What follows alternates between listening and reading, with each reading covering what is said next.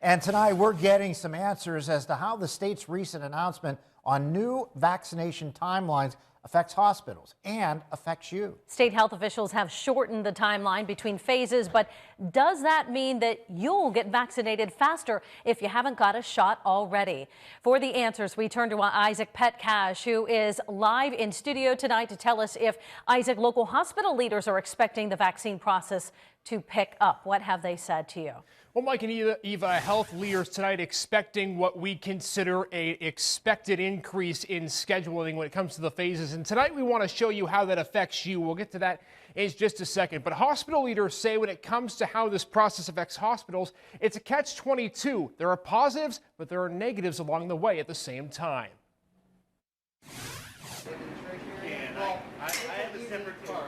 When hospitals received the first shipments of the COVID-19 vaccine, Phase 1A demand overwhelmingly outweighed supply. Just over 3 months later, that's not necessarily the case. And we were seeing that some of our Phase 1A clinics were a little bit less populated, lots of cancellations or no-shows. And it's part of the reason why hospital leaders thought the state's decision to advance the vaccine phase timeline was the right one. They say limiting eligibility was starting to become a restraint rather than a need. It honestly makes for a lot of cancellations and a lot of no-shows where vaccine could go to somebody that really wants it. So I think it's a good thing that we're starting to open things up a little bit. But condensing phases so that they start 1 week apart could present some challenges for local hospitals. That includes the potential of double scheduling.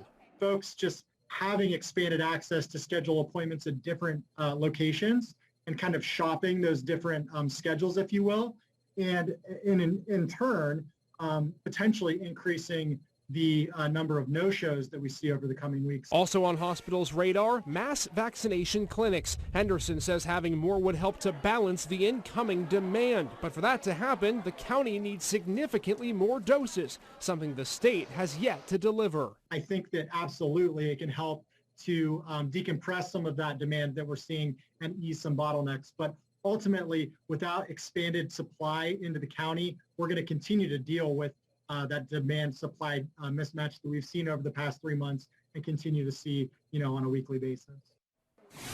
So you now know how this new process affects hospitals, but how does it affect you? So we're going to go through these 3 weeks and explain exactly what hospital leaders say to look out for when it comes to the vaccine process. We start with April 5th. So when Phase 1B begins, the question is there going to be a bottleneck, a backlog of appointments compared to doses? The answer is, from hospital leaders, not likely. They should be able, they say, to get through Phase 1B fairly quickly. And if you're in Phase 1B, expect to be vaccinated at one of those mass clinics. That's where leaders say you can get more doses out in one sitting, 3,000 to 4,000 in some cases. So that's week 1, we're Phase 1B. How about week 2 and Phase 1C? Does anything else change? One thing does. There's the possibility, leaders say, of a bottleneck of cases when it comes to vaccine appointments. So if you make one, it might be a little bit longer if you're in Phase 1C to get a vaccine, because now you have 3 phases that you have to vaccinate. Again, mass vaccination clinics are the best way to be able to get vaccinated quickly